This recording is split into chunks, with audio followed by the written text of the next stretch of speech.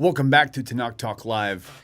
The question is, did God really speak to the entire people of the children of Israel at once? Every other religion has only one person that saw a vision. So we're going to find out if that really happened or if this is a weird cover-up. So welcome back, Rabbi Coffman. It is always a pleasure having you here, and I can't wait to see how this discussion goes. We may have to do 2 or 3 shows on this with multiple rabbis to get everybody's viewpoint, but this is where we're starting at right here. So welcome back. Welcome back. Rabbi Chaim Coffman in the right corner. In the red corner. There you go. Yeah, it's always a pleasure. Definitely always a pleasure to be here. I mean, you don't really give me a choice. There's too many controversial issues out there for me to let you have a peaceful life without me. I'm just saying. Yeah, I was on my way coming back from up north, and I was telling someone what I do and whatever. So I was telling him about what we do over here, and he's like, so I said, you want to hear how I got the name Checkmate, and how we can't say it with a straight face, Blame it on me. I'm just kidding. Well, either it's on you or it's on me. It actually was my. I think it was my identity. That's why I keep using it, I guess. It's not your self-proclaimed title. I kind of gave you that title because there's so many times in the past where there are topics that come up that are really genuine and sincere, but there really are simple answers, And so it's like yeah. We had a whole thing when I was doing Pirkei Avos, ethics for our fathers, and right. Someone actually, this is probably a good segue. Someone kept dogging me about oral law, and about how do we know, it's like, oh, the rabbis made it up, and all this and all that, and so I gave, finally, the person was trolling me.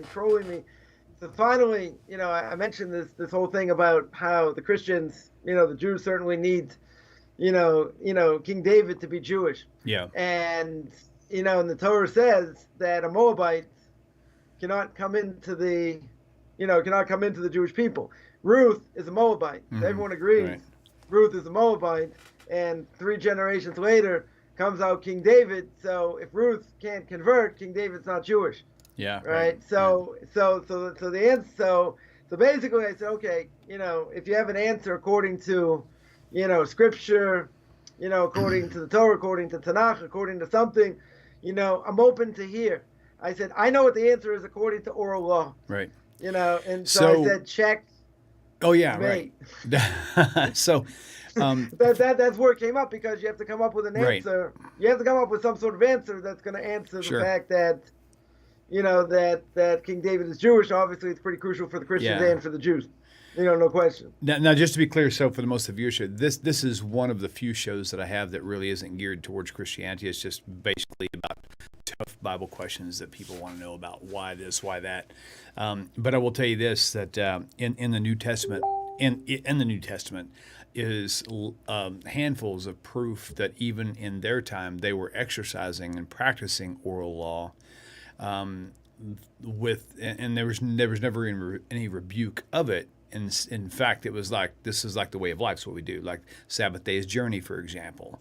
That's a real thing. There's a chiruv, and is that the right word I'm thinking of? Like the amount of distance you can walk from one place to the other on Shabbat. Well, I don't know how it's called. Eruv, right. Eruv, right. Okay. So you have Eruv, right. that. You have other areas in there, like where it talks about literally referring to the zitziot, or the fringes, and they called them phylacteries. Sorry, that was phylacteries were the tefillin. But still, right. there's all these things there. But another one I just remembered again today is in Acts chapter 15, where I think it's in verse 20, where whoever's speaking, I thought it was Paul, maybe it wasn't Paul, but it literally list off 4 things to have them to have the Gentiles only do these 4 things. Among those 2 things was foods offered to idols, and don't drink the blood, and don't eat strangled meats. He's referring to eating that. So all those things are like in the oral law. So why is he even telling the Gentiles to keep the oral law? That's what the weird thing about it is. So, but the point is, it's all throughout the New Testament that there is proof of the oral law, but now 2,000 years later, everybody seems to have a problem with it. So. Yeah, it's what we call cherry picking. You can people say, well, it comes to oral law, we spoke about this before, but the idea is that they say, well, we don't hold anything in the rabbis. We don't hold anything that the rabbis say. Well, that's not true. The obvious proof against is the fact that there's a Masoretic text. Yeah, true. And the Masoretic text means they put vowels, right? The rabbis put vowels in. So you wouldn't have a King James version or any translation without the vowels, because how are they going to know what the words say? Yeah, right. Because if you look at a Torah scroll, right? Torah scroll has no vowels. So, I had someone dogging me this whole thing about oral law and listening to the rabbis. Why have to listen to you? I don't listen to anyone. God's going to speak to me. I always love hearing that. God's going to tell me. Okay, very good. And they kept coming on and on and on. So, I use this as an example, this idea of Ruth. But I said, where would you know anything? Where would you know anything if the rabbis didn't put vowels in? Yeah, right. So I said, just admit you pick and choose what the rabbis say, and I won't dog you. And I won't complain. This went on for months. Finally, the person gave up, and they said, "Okay, you're right. I pick and choose." I said, "Okay." Yeah. I said, "We're good." I said, at least just admit. If you're gonna admit, fine. But you can't say, "Oh, I don't hold to the rabbis. I never hold to the rabbis." It's not true, right? 100% it's not true. Whether you say, we're not chosen anymore. JC came and, he did everything for us, so we don't have to keep the mitzvahs. We don't, whatever it is. But, you have to admit, we listen to them at some level for something.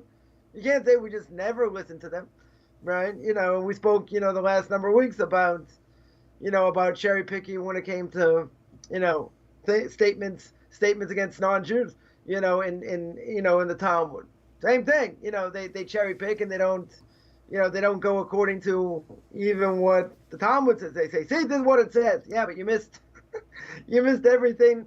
You missed everything its mother, before that. Example we gave about keeping, but it can't save a non-Jew on Shabbos. Right? That's not even the whole point of the Talmud. The whole point of the Talmud over there is to say how you're allowed to save a Jew, because you're gonna save someone who's gonna keep Shabbos in the future. That doesn't apply to a non-Jew. Oh, but you say you can't save a non-Jew. Can't save a non-Jew on Shabbos. But, 3/4 of a page goes to this whole discussion of how you're allowed to save a Jew. So, I would be much happier, and I think probably other people also, be much happier if you're going to quote something, quote it right. Right. And if you're going to cherry pick, just admit. Admit I'm cherry picking. All right. Yeah. So I'm going to turn it over to you, and we're going to address this idea because everybody knows that the Christianity basically came across the vision of one person. We don't know if it was Paul or Mary, but one person revelation. The same could be said about pretty much all these other religions. One person had a vision, and now there's a religion after it. And so the claim to fame of Judaism is that Hashem didn't just reveal himself to Moses, the one person. He revealed himself to the entire nation. And that tradition held true for thousands of years. And then in First or Second Kings, we have a problem, because then it says with one of the kings, I forget which one it was. Anyway, by this time that the Torah and the traditions were completely not even being followed, and they found this scroll, Jeconiah, I think it was Jeconiah, or something like that. Found the scroll that was buried in the walls of something. And then the king found it and saw it and was like, oh my gosh. They tore their clothes, fasted, and they said, hey, we're gonna start following Torah again. So if that really happened and the whole nation stopped following Torah or stopped understanding it, generations have passed, right? Then how can we still say that the way we believe Torah today is from Mount Sinai, when God revealed himself to 2.4 million people or whatever it was? How can we still say that honestly, whenever realistically all that was lost, according to some of the text, right? All that was lost, and we refound him again through one person. So it seems like you're going right back down to the one person thing again. The king found it, and now everybody's following Torah again. So this is what we're trying to handle. We really want to address the Christian side of this, which means, they're saying, well, you say God really revealed himself to the whole nation. Well, why did it say in Kings this? Mm-hmm. Wow, sounds like a great question. Well, it's been a great show. Anybody want to see? That's why we do this. It's a lot of fun. Yeah, it's a common question that you look at other religions. I remember, when I was in South America and Chile. So you always have to, ask a question with a question here. When I was in South America, the biggest group of Mormons outside of Salt Lake City happens to be in Santiago, Chile. I'm not exactly sure the history there, how they got there, but I had these guys come to my door, trying to convince me, all kinds of things. And, finally they came up with this great idea. They said, well, don't you believe that, the Book of Mormon, was found in a cave 200 years. John Smith found it, like, going through this whole thing. So I said, well, did you ever read the story of Exodus?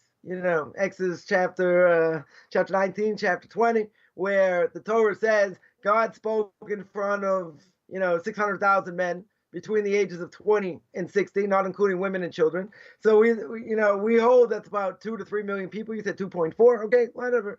2.4, 3 million people. It's a lot of people. It's a lot of people. So I said, if God spoke to the entire nation and we passed it down generation to generation, so that features story about John Smith 200 years in a cave. I was like, checkmate. That was before checkmate, right? So, it boggles the mind. All these other stories, quote unquote, are by one individual, right? You got JC, everything happened, he did all these, a bunch of miracles in front of a few people, right? But it's interesting. Before he did anything, what happened? It's like time stopped. It's like time didn't exist. Before, Muhammad's flight from Mecca to Medina, what happened? It seemed like nothing happened. Like, there was nothing happened before. So obviously Judaism is a universal religion. Non-Jews want to tap in. They're certainly allowed to tap in. They don't have to go through conversion. They can certainly eat pork. They can eat shrimp. They, can have a great time, right? But the question on the floor is, how is it that, we have this continuity? How do we know that God spoke, at Mount Sinai? And he's, first of all, I could say backwards, and work backwards. No other so-called religion. Now, we only know probably half a dozen, maybe a little bit more. There are basically 80,000 different religions in the world. And no religion, none, not Christianity, not Islam, not Hindus, nobody makes any claim close to the fact of what the Jews say. The fact that the Jews claim that God spoke on Mount Sinai in front of everyone. Now, there are many proofs within the Torah. Maybe some shows will do that, and show how that if it wasn't true, and God didn't speak, quote unquote, then how would certain things pass down? In other words, if it never happened, if these things never happened, we wouldn't keep, one generation. All you need is one generation, and the kids say to the they ask their father, they ask the mother, said, did this really happen? They said, well, God spoke. Well, that's great. Well, what did he say? Well, he said you have to do, he said, one of the things is, we have a sabbatical year. What's a sabbatical year? The same sabbatical year we're going through right now. Jews not, in Israel, not allowed to work the land, etc. But what does the Torah tell me? Torah tells me that you're not going to work the land. You're going to get a bumper crop. You're going to get a huge crop, in the 6th year. And it's going to satisfy you through the 7th year and through, the 8th year. Why? Because the 8th year, you're just starting to, the year after, you're starting to plant. You're starting to do these other things. You're not going to get crops straight away. Right now, if the Torah makes the prediction, right, let's say we're going to see there's a difference between history. There's a difference between legend, right? In other words, history is something I can hopefully show, and I can hopefully prove. Legend means, well, it might have happened, right? Maybe that's, like an agnostic. Maybe it did happen, right? Maybe it did happen. Okay. So even if we entertain the possibility, what could I say? I can say, okay, we'll entertain the possibility. That doesn't mean it happened, right? It doesn't mean God exists. It's an easy way out. Person's not saying, well, I'm for sure an atheist. They're not saying that. They'll say, maybe there is a God. Okay, so they're on the fence. They're on the border. Very good. So even if they're on the border, they have a way out. They can say, well, maybe yes, maybe no. And they'll say, show me the proof. Some people will say. or as my father, blessed memory, would say, show me the green, right? Comes the money, show me the green. So how do we know, right? So that's just way of introduction, right? How do we know over here? And we're going to get, well, we'll see if we get to it today, right? But we're going to get to this idea. You're probably going to ram it down my throat when I have 2 minutes left. Is this idea about what happened in Kings, right? That's going to be the question, that the Torah was forgotten, right? The question is, what exactly does that mean? Does that mean that nobody kept the Torah? Nobody did anything? Nobody remembered, what the Torah said? Or is there, something else? Is there something else? Is there something else going on? So, the Torah makes the claim. As it said that in Deuteronomy chapter 4, verses 9 to 13, which is quoted here, says that Moshe told the Jewish people, only beware for yourself, greatly beware for your soul, lest you forget things that your eyes have beheld, i.e., how can you forget what you saw? You were there, right? Your parents were there, Mount Sinai. Don't remove the memory from your heart all the days of your life. Teach your children and children's children. You stood before the Lord your God at Chorev, i.e., Mount Sinai. God spoke to you from the midst of the fire, right? Hearing the sound of the words, but you didn't see a form, not only a sound. And he told you of his covenant, instructing you what to do, right? Instructing you to keep the 10 commandments, and he inscribed them on 2 tablets. Now, the Torah says also, Deuteronomy chapter 4, verse 32 to 36, you have been shown in order that God is the supreme being. There's none other than him. From heaven, he let you hear his voice to teach you. On earth, he showed you his great fire. And you heard his words amongst the fire. And you got Deuteronomy chapter 5, verses 1 to 4. Moses called all of Israel, said to them, hear, O Israel, the decrees, the ordinances I speak in your ears today. Learn them, be careful to perform them. The Lord your God sealed the covenant with us on Mount Sinai at Chorev, not with our forefathers, the God sealed this covenant, but with us, all of us here alive today. In other words, everybody there. Face to face, God spoke to you on the mountain from amid the fire. So good. So now we have a number of verses showing that God not only spoke to everybody there, right? Everybody, that's what it sounds like. Everybody was there, but that's for all future generations. In other words, the parents are supposed to pass it down to their children, right? That's what we say in the Shema. We say in the Shema every day that we say Vishinantam livanecha v'dibart bam. You should teach it to your children, right? When you go in the way, when you stand up, when you rise up, when you lie down, you have to teach them. If you don't teach them, then I can understand. If you don't teach them, it will be forgotten. So you have 90% of the Jewish world today, does not know Shema Yisrael. They don't know anything. They, how have they heard of Moses? Through a movie, 10 Commandments. How do they who Noah is? They saw the movie. They didn't read about it. They don't know anything about it, right? So there's a lot of, lack of knowledge. And if it wouldn't be, people learning Torah day in and day out, it would be forgotten. 100% would be forgotten. That makes perfect sense. So now the Torah makes the claim. The entire nation heard God speak. That's the claim. They heard God speak on Mount Sinai, except as part of the nation's history for more than 3,000 years. Right? That's the claim. That's so there's a statement interesting. There's a statement that if anyone who remembers the movie, the 10 Commandments, right? Everyone will say, "Wow, what a classic." Charleston Heston. It was a classic epic. You have interesting. You have Charlton Heston, who played Moses, but he wanted to cover all his marks and whatever. That he also played John the Baptist, right, as well. Oh, right? did he? I didn't know that. That's wild. Yeah, so that's funny. He wanted to be, want to make sure he covers all his bases over here, right? So the way they depict it, the way his movie sort of depicts it, right? It's totally different, right? It's totally different because it's not just Moses went up and heard it, the entire nation. That's the claim, right? There was a national revelation, not that just, God went up. This is like Moshe, that Moses went up, right, etc. And it's like a, what we'll call like a private rendezvous or something like that. It was after the fact. It was after that, that he went up, but everybody was there. It wasn't just he spoke to him privately. So, you know, what they say when you start asking questions on movies or, cartoons, or something like that. I remember, just I'll throw this out there. I remember, you're watching cartoons.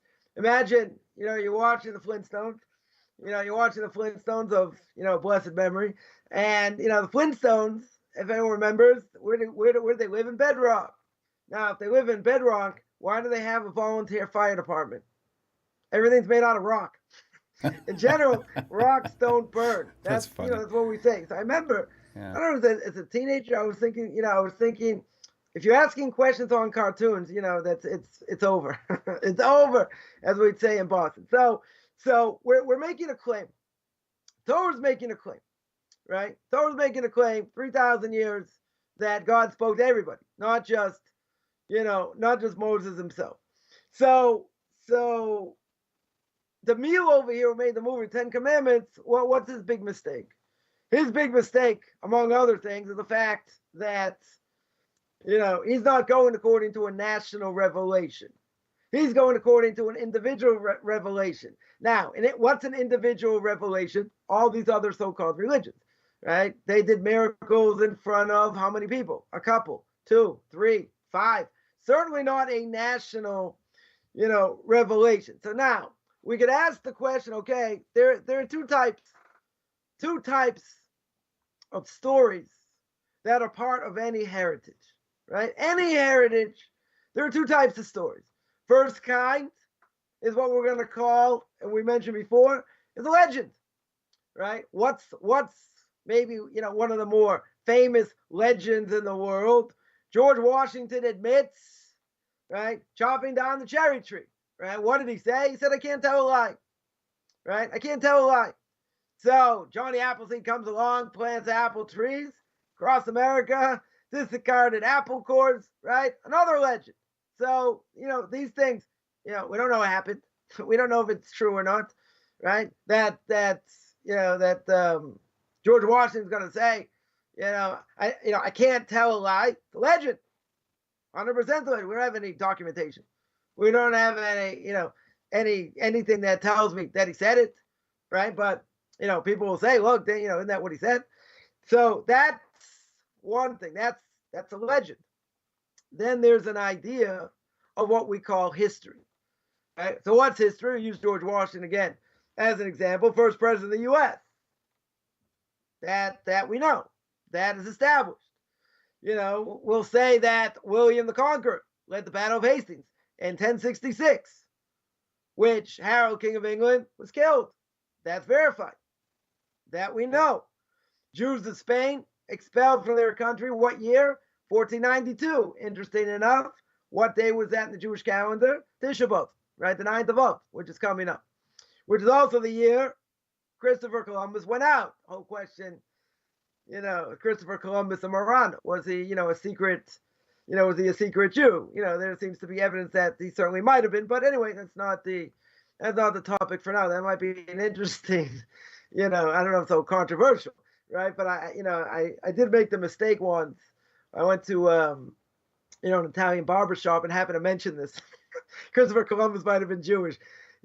Someone's got a knife in their hand and they're cutting your skin, taking the hair off. Don't mention the fact that Columbus might have been Jewish, especially if they're Italian, right? Not necessarily a good idea.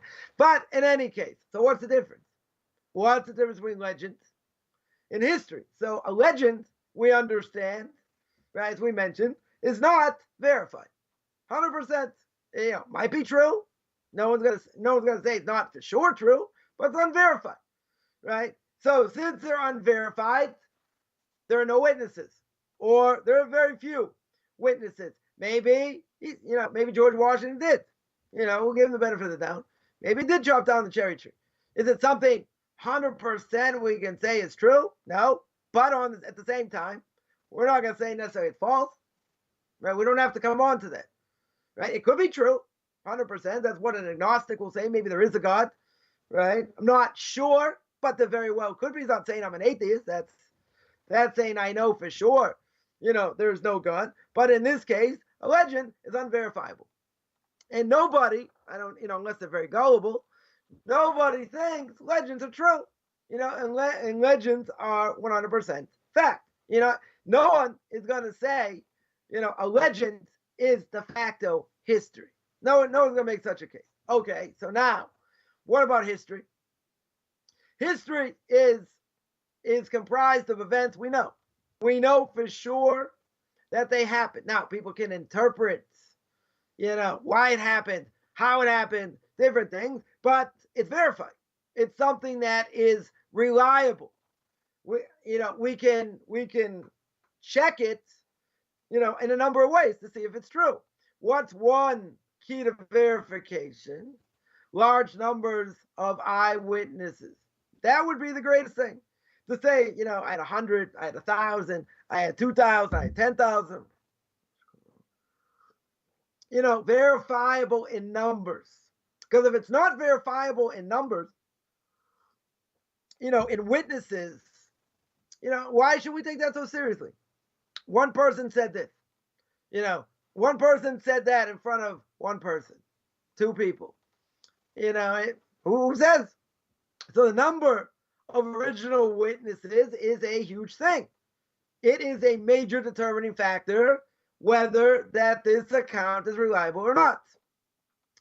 We could also look at nature and claims and see. You have to, in other words, you have to evaluate evidence, and you have to see if the evidence is credible, right? In other words, the claim itself is only going to be determined by its believability. So we'll get to how we know that. Just tell one interesting story. Many years ago, I used to tutor in Hebrew University once a week. They had religious tutors learning with college students. So I was learning with somebody, and he made a claim that we would learn Chumash, maybe the Parsha, the Torah portion of the week. We go through certain things, and as we're going through, we came to this. So the claim was, his claim was, well, let's say you can verify it. Let's say you can show me proof. You can show me 99% the Torah is true. See, this is only a Jew could say. A non-Jew wouldn't necessarily say this, right? But what was the claim? You can prove me 99%, but I have 1%. I have 1% that says maybe it's not true, right? So if I have 1%, I can still do what I want. Now, I would say like this,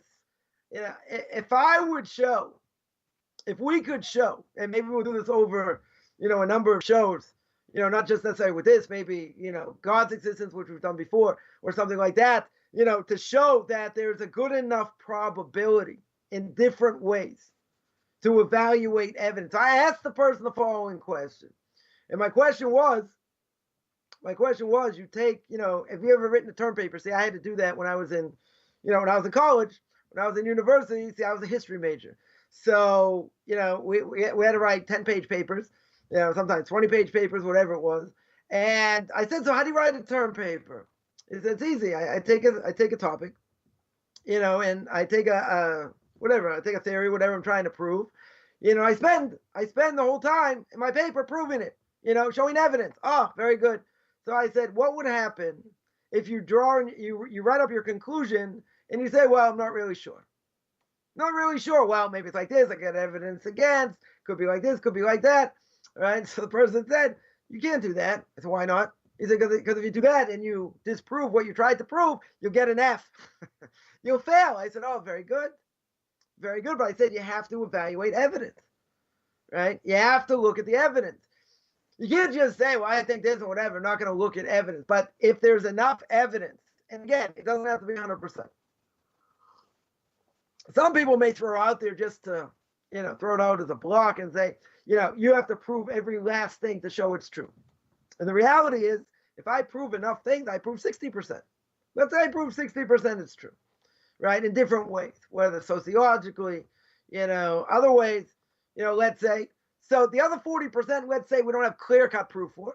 But if I have 60% proof or even 51%, isn't that good enough evidence to show that the rest may be true, even if I don't have, let's say, concrete evidence?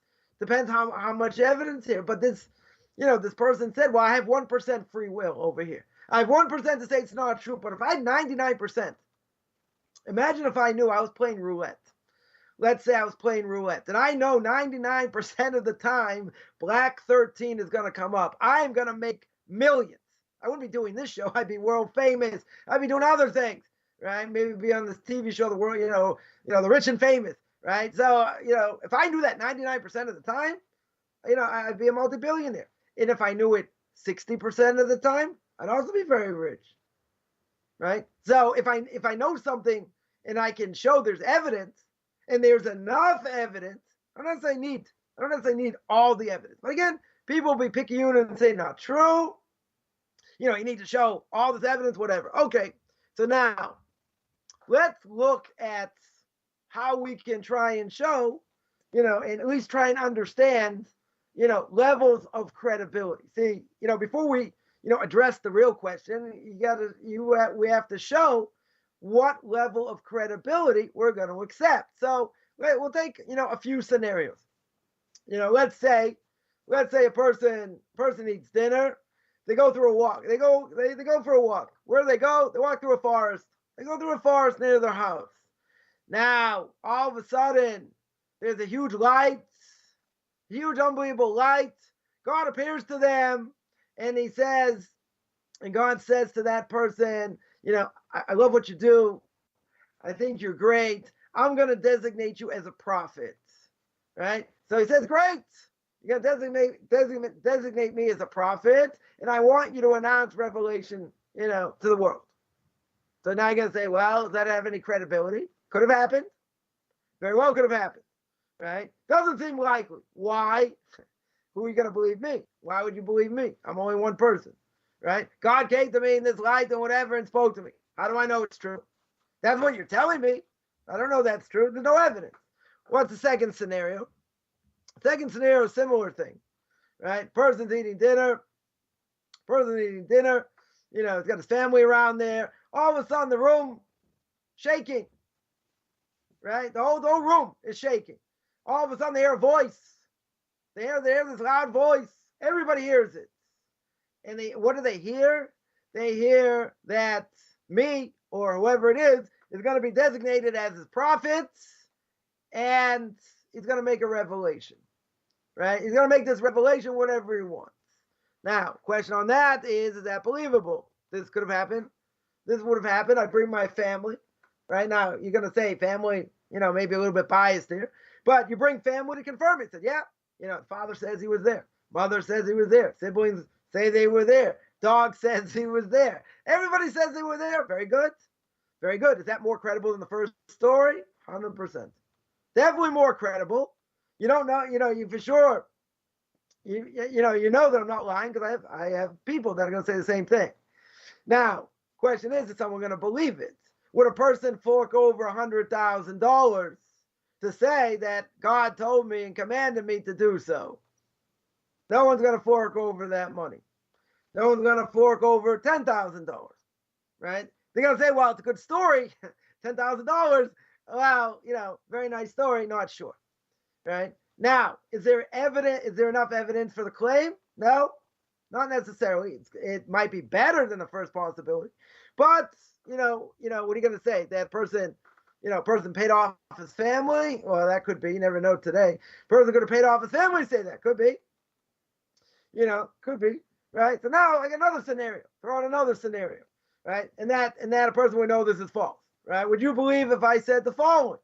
Do you remember what happened 10 minutes ago, right? 10 minutes ago, we're talking here, and don't you remember the room started shaking, the ceiling opened up, to the heavens. I heard this voice. I heard God's voice, etc., saying, you shall listen to the voice of, Chaim Coffman. You should listen to what he says. he's my prophet.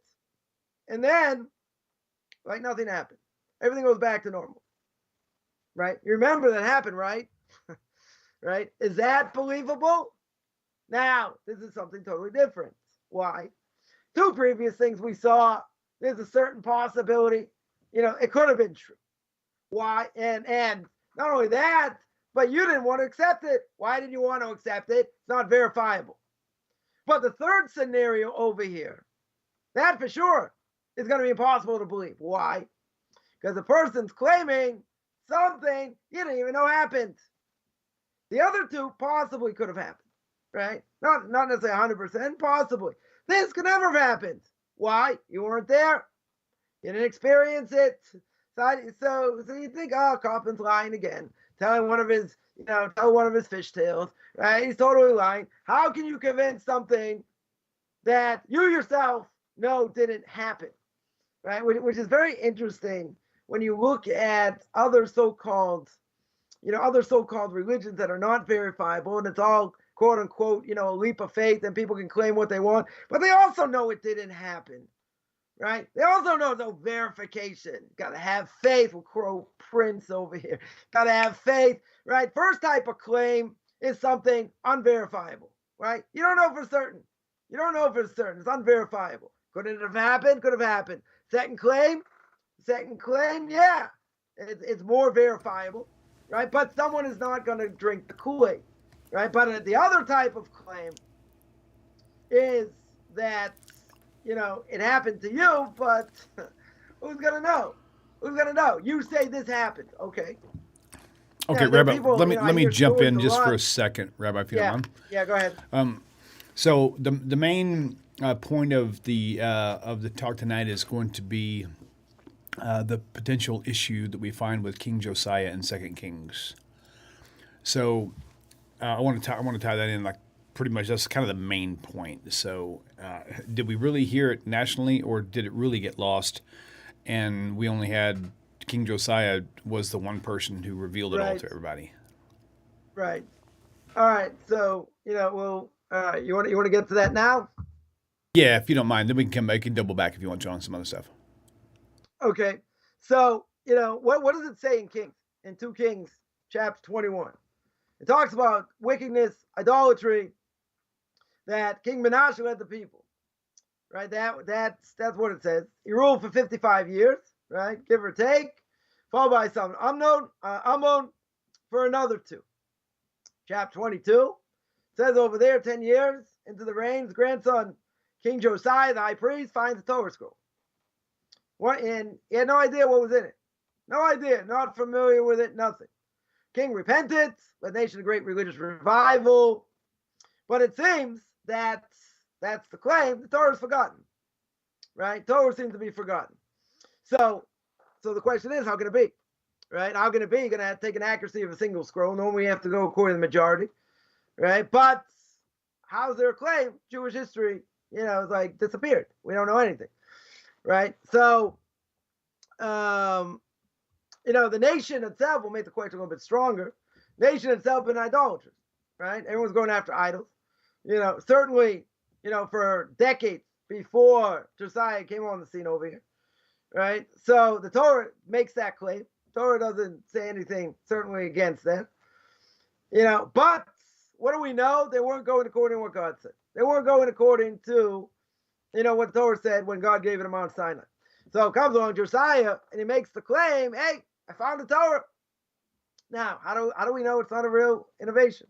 How do we know what he's going to say is even true?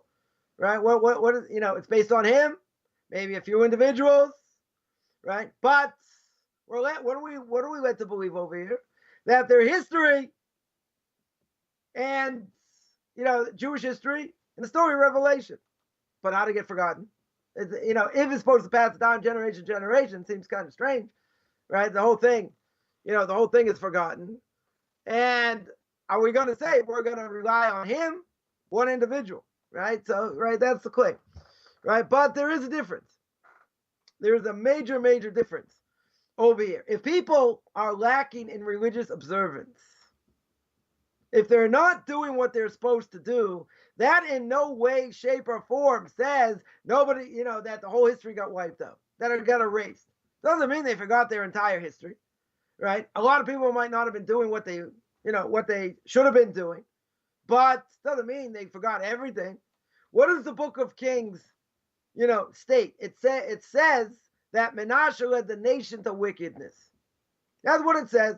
And there are many other times in history, people not doing what they should have been done. You look at Shoftim and Judges, chapter 2, verses 10 to 13. We see that. That's pretty clear, right? Definitely pretty clear that Jewish people not doing what they're supposed to do. But why are we going to assume that everything got forgotten? Just because they're not doing what they're supposed to doesn't mean they forgot everything, right? It doesn't mean they forgot everything, in the previous decades, whatever. And the fact that someone's going to come along and, say, okay, we're going to keep this, we're going to keep that, and you get a made up story, that doesn't make sense. That really doesn't make sense. Also, if you want to look at it in a sociological way, how is an entire nation? I mean, you're talking millions of people. How is an entire nation gonna absolutely everybody's gonna forget what happened before? And okay, they're gonna keep idolatry. They're gonna, God forbid, they're gonna do other things. That could be. What would have happened though? Logically, what would have happened? They would have disappeared, right? They would have been displaced. They would have gone, they would have been part of other nations. They would have disappeared, right? That's what makes the Jewish people absolutely miraculous. The fact that they were dispersed, their temples destroyed, they don't have their own land, etc. And, throughout the millennium, a lot of Jews intermarried and there's assimilation, plenty of different things. But at the end of the day, they should have disappeared, right? Physically and spiritually. We see that didn't happen, right? People are always, in general, taken over by their host society. So, if that was true, then how could it be that one individual is going to come along and invent an entire past, right? How's he going to say, well, I got the story of the patriarchs. I got the story of Joseph and his brothers. They were in exile. Jews are the Jewish people were in exile, or they didn't become the Jewish people till Mount Sinai, but they're in exile, in Egypt. Then you got Moses comes on the scene. Then you got redemption. Then you got Joshua, all these things, right? So the entire nation, how are they going to be gullible enough to believe such a thing? How are they going to accept this history? In other words, he's going to come along and make up a whole thing. Now, if they weren't there at Mount Sinai, this is easily verified. They could have said, what are you talking about? You're not making this up. We were there. We saw, we heard, our parents told us, etc. Right? This is not something you can make up over here. It reminds me that, there are ideas that are, that make absolutely no sense, that only someone who's an intellectual could have believed them, right? Interesting quote from Mr. George Orwell, right? But, how could it be? So the Torah could not have been, totally forgotten, right? Why? Because I see from Kings 2, chapter 22, they knew what Torah was. They understood what Torah was when they found one, right? Look at verse 8 over there. When they found it, they understood what it was. They didn't say, oh, wow, we found something. We have no idea what this is. We don't know what tefillin is. We don't know what phylacteries are. We don't ever hear about this thing about, Shabbos, tefillin, the temple service, all these different things. We never heard of such a thing. This is all made up, right? Totally made up. So who was around at the time? They also had prophets, right? You have to remember there were still prophets to teach them, what this whole discovery was, what the Torah was, what the mitzvahs are, how to keep them, etc. So if you look at the Talmud in Megillah 14b, what does it tell me? It tells me that Huldah, who was a prophetess, tells Josiah about the scrolls discovery, and who came along? None other than Jeremiah himself, who was his contemporary, right, to verify. He's a prophet. Everyone agrees he's a prophet. So he's there to verify. But even before that, what did Josiah say? He's already going in God's ways, getting rid of idolatry. You take a look at Chronicles 2, chapter 34, verses 3 to 7. So he had some idea. He had some idea of traditions of Israel, even without seeing the Torah scroll. So what would I assume over here? Just because they weren't keeping everything doesn't mean it didn't exist. Doesn't mean these traditions didn't exist. So you take, what did Menashe do? Menashe tries, get everyone to do idolatry, right? That's what he did over here. But how could it be, just logically, how could it be that he was successful in uprooting anything that had to do with Torah and anything that had to do with observance? We know that, in the former Soviet Union, you had the KGB, or as they say here in Israel, the KGB, right? You have the KGB running around making sure people are not keeping Torah mitzvahs. But did they wipe it out? Did they eradicate it 100%? No. Yet all these refuseniks keeping Torah and teaching Torah. They didn't wipe it out. Totally didn't wipe it out, right? Even if he ruled the entire northern kingdom, right? Mr. Menashe himself, who says people weren't keeping Torah at some level. So I mean, he totally wiped it out. Now, it could have been, there are very few people doing it, 100%. But if you go further away from where his rule is, it doesn't have that, strong power, let's say, that, people weren't doing anything. How can it be, let's say, 70 years later? You're going to tell me you go around, Israel, whatever Israel was made up of, whatever places there were, you're going to tell me you're going to walk in a place, you're never going to find a mezuzah. There's going to be no mezuzah. There's not going to be anybody wearing tefillin. There's not going to be any Torah scroll. What this statement means is he wiped out everything. Everybody, every last person, in that area and all over that he had control over, everyone was worshiping idols. He's talking, you're talking about a case where nobody is doing the right thing. Nobody is going the right path. Now, that seems a little bit incredulous. In other words, you would have to have, a huge army, the KGB, he would have to run, like a fascist state over here and go door to door, and I can't imagine that would happen, right? He's going to go door to door, making sure no one's keeping anything. No Torah scroll, no prayer books, no nothing. They search the house, but how can they do that on a regular basis? They can't, right? That would be an impossibility. So it could be that, what's going on throughout history. And that is that the masses of Jews, like we have today, the masses of Jews were not observant. Now, it could be, as I've heard many times, and, one of my more personal pet peeves is someone will say, I am a cultural Jew. So they keep some of the trappings of Judaism. Maybe they have a Passover Seder. Maybe they light a menorah. Maybe they light a menorah on Hanukkah, right? But they know some traditions. They saw a fiddle on the roof, right? They saw the Ten Commandments. They know about that. So, they might not know very much, but they preserve some tradition. Doesn't mean tradition 100%, that's wiped out. That's a little bit hard, that'd be a little bit hard to say, right? But we know it's been passed down, even if it's been watered down. Even if it's been watered down through the generations, there is tradition, even by secular Jews, right? There's tradition. But the Torah itself, we see that Menashe repented later in his life, right? You see Chronicles 2, chapter 33, verse 10 to 19. We see that he repented. 100% he repented. He regretted what he did, right? But what happened? The nation, or a lot of the nation, or the majority of the nation, what do? They did idolatry, right? That's true. That's what it says. Again, it doesn't mean every last person. There's no vestige of Judaism left. So Judaism is still there. It didn't disappear until, 2 years before Josiah becomes king. So therefore, when the Torah, the Torah is recognized, that copy of the Torah is recognized, immediately when it's found.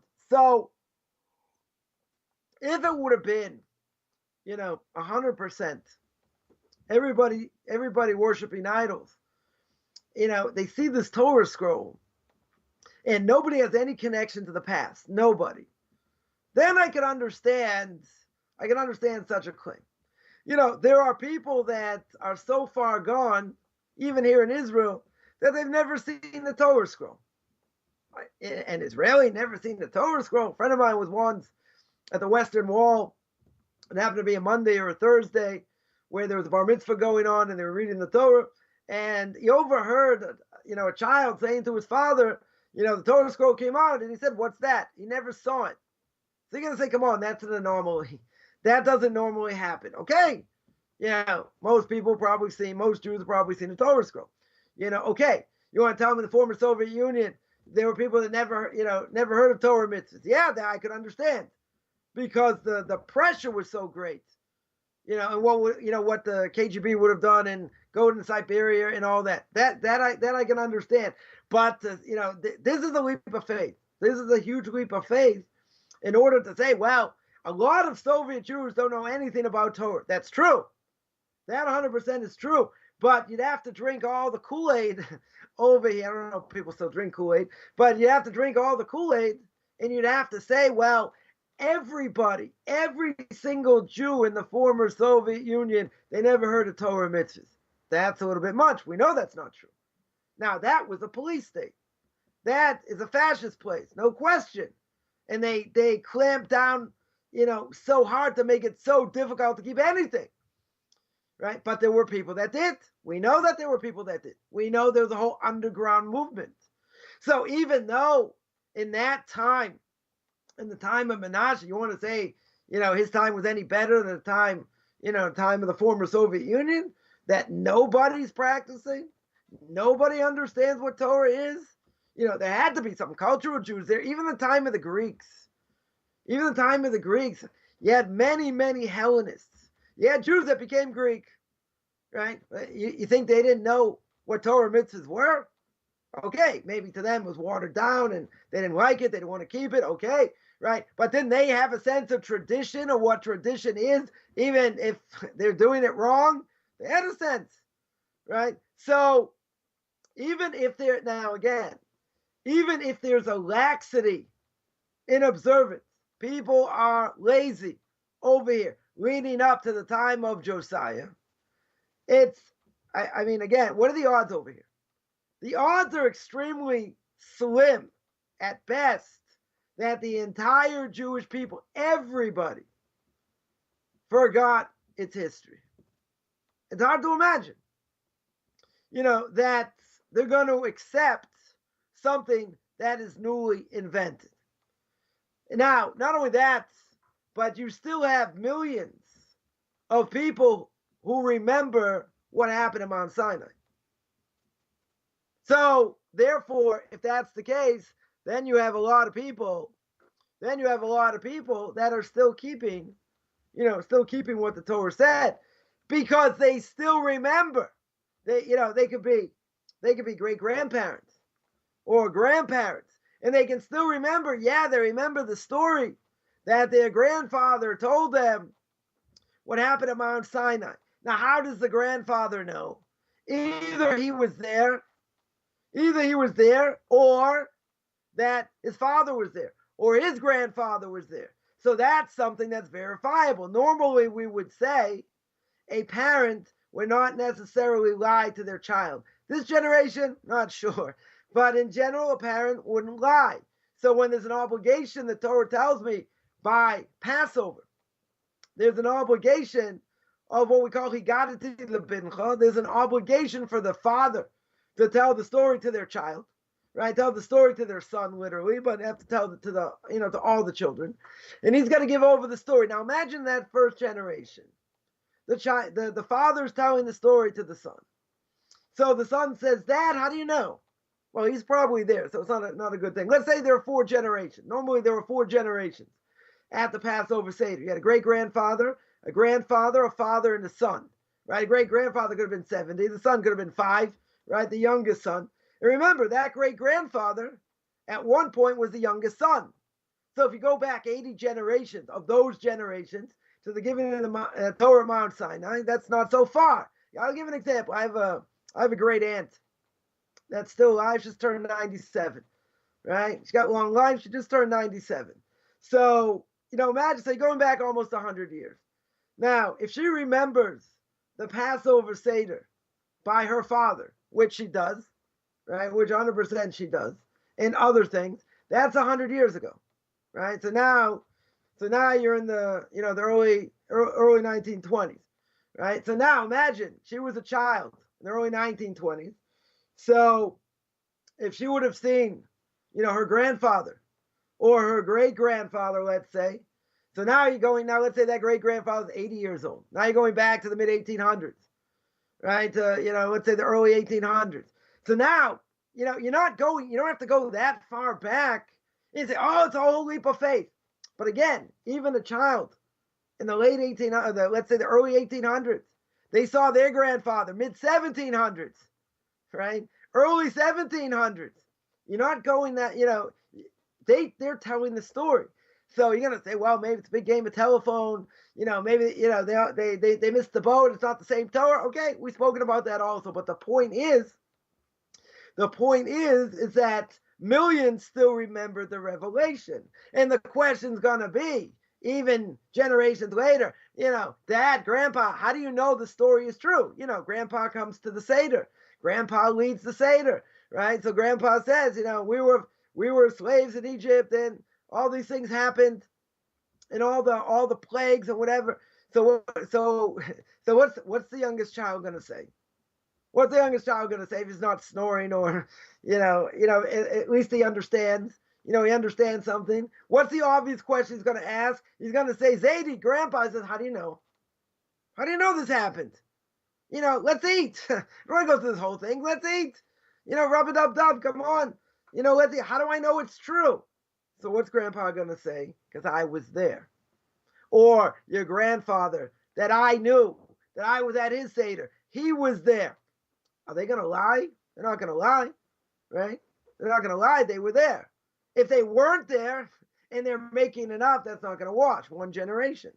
They're going through Passover. They're going through this whole thing. They say, well, did it really happen? No, we're just going through it anyway. No, who's going to do it? All you need is someone in that generation to say, I didn't see it. I didn't hear about it. So there were millions who still remember this revelation, right? Okay, it might have been watered down. They might have been keeping minimal things, very well could be, right? But let's say millions of people would remember, and it could be you only have tens of thousands, if that are observing it properly. Because in every generation, seemingly, you have people that are not keeping the Torah, the vast majority, and you have, some stalwart, some very strong people that are keeping it, and that are keeping it the way it needs to be kept. So, therefore, even in the time of Josiah, it's no different. It's no different. Doesn't mean it was totally wiped out.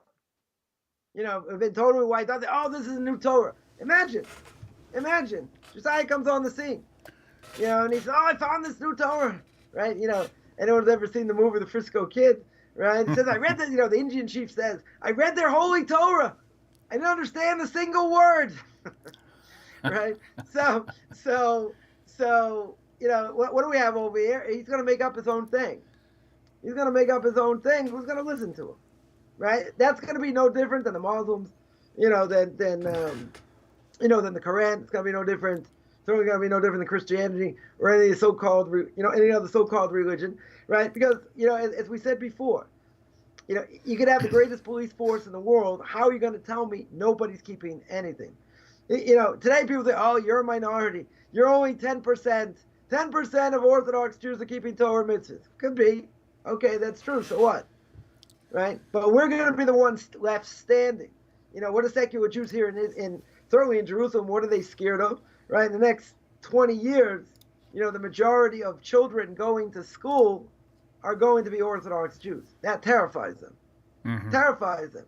Right? So, they're going to disappear spiritually. They can water it down as much as they want. But once you have people keeping authentic Torah and authentic Judaism, even if it's a minority, they're the ones that are going to be passed on, no matter what anyone else does around them. Right? And that's really what's going on. Yeah, right, in this case of kings. So also basically in short, So just because they weren't practicing it doesn't mean they didn't remember. It just means that they weren't actively participating in it, right? Right. So, In other right. words, if you would have come out and said, yeah, there's these ideas of Shabbos, Yeah. these ideas of wearing, like, I had a cousin, it's like you're a cousin of mine that was here, and he's like, well, like he saw people wearing tefillin. He had no idea what it was. I mean, he remembers, he did it once, I think, by his bar mitzvah, Right. but he's like, well, what's the deal with that? Like, what is it? But he saw it, even though he grew up Reform, he saw what it was. He didn't know what it meant. He didn't know what it meant and why we should do it and what the purpose of it is. I gave him an explanation in like 15 seconds, but he didn't understand, what the purpose was. But it didn't mean he didn't know, it like disappeared. He never heard of such a thing, right? Now it could be there are people that are in, living in such environments that the Torah is not practiced, it's not taught. They have no clue what it is whatsoever. You tell them about, Shabbos or whatever, and they have no idea. It's just interesting. It's because of mine. Was married to a non-Jew. What was the one question that I got asked? That she'd asked me. It says, "Well, where are your side curls? Where are your payas?" I said, "They're right here. It's just they're not so long." Even she knew heard something about payas, right? I'm not saying maybe she knows nothing about Passover and anything else, right? But it's not going to be completely forgotten. That's the point. Right. In other words, if he's going to come out and say, we're going to keep this, we're going to keep that, and that's our obligation, they're going to say, what is this stuff? We never heard about it. You're making it up. You're talking out of your elbow. Right. If there was no precedent for such a thing, right, no one's going to do it. And that would be exactly the case that, that we started with. That would be the case where, wow, nobody's doing it. He's going to make up his own religion. That would be no different than Christianity or Islam. That would be the same thing. Be absolutely no different. Very good, very good. Well, it was a good topic for sure. Hopefully all the questions got answered on tonight regarding this topic. Next week, I want to get into the Karaite movement. There's been a lot of questions surfacing recently. Ironically, I haven't heard anything about Karaites in years, but just this week alone, I've had 3 different people call me and ask me, "Hey, what's up with the Karaites?" So it'd be a good time to. That's really funny because even if people say, someone told me there were like 50,000 Karaites in the world. So I always claim that there's like maybe a couple thousand, maybe 5,000, but even if there are 50,000, it's funny you mentioned that. Where are all the Karaites hiding? Mm-hmm, right. When's the last time you heard like it was a Karaite convention? You don't hear anything. Right. You don't hear anything about it's very subtle. Yeah, for sure. Good deal. Okay, well, guys, thank you all for tuning in. It was a great show as usual. Thank you for your time, Rabbi, and thank you all for tuning in for sure. And we look forward to seeing you same time, same place next week, Hashem willing. And until then, you guys have a great rest of your week and weekend. And we'll see you guys. I'll see you guys again on Sunday with Rabbi Tovia Singer. You guys have a great night. Thank you. Thank you, Rabbi. See ya. Shalom, my dear friends, followers, and supporters of Tanakh Talk. I would like for you, if you find this channel helpful in any way, and if it has benefited you, please consider supporting Tanakh Talk on a monthly basis. For the first time in 8 years, Baruch Hashem, I am now working Tanakh Talk full-time. So having your consistent support is more important now than ever before. The long-term benefits will be excellent. I am finally able to invest the time and energy into the channel that I had intended on in the very beginning, bringing on more shows with more varieties of teachers and more types of classes. The ultimate goal will be to have 12 to 15 shows per week, plus a lot more. Now, this is going to take some time, of course, but this is the direction that the channel is certainly headed. Also, I'm having a new website built by donors that's going to be more interactive and useful for everyone. Up until now, YouTube has been my only go-to for most everything Tanakh Talk related, with the exception of the donate button. The new website will completely override the entire website with a slightly different branding curve as well. Same Tanakh Talk, correct spelling. Praise Hashem, with this new website build, the resources will be much easier to locate and utilize. It will also allow me to send out bulk update emails on a fairly regular basis. There's much more to say, but in an effort to keep this video as short as possible, I will end with this. Many of you have been donating for a very long time. Some of you are new. Some of you have been with me since the beginning. That has been very key in keeping this program running for so long. So with all my heart and all my family's heart, thank you so much for your steady support. This is merely the beginning of a long journey, however, and I would be honored to have you all join me along the way. Shalom with lots of love from Tanakh Talk and the Hall family. If you are planning on starting to donate now, just simply go to PayPal and just search for Tanakh Talk by using the email address, tanakhtalk@gmail.com. Patreon is similar, but you can type it in the URL, patreon.com, patreon.com/Tanakh Talk. Thank you again very much for your consideration.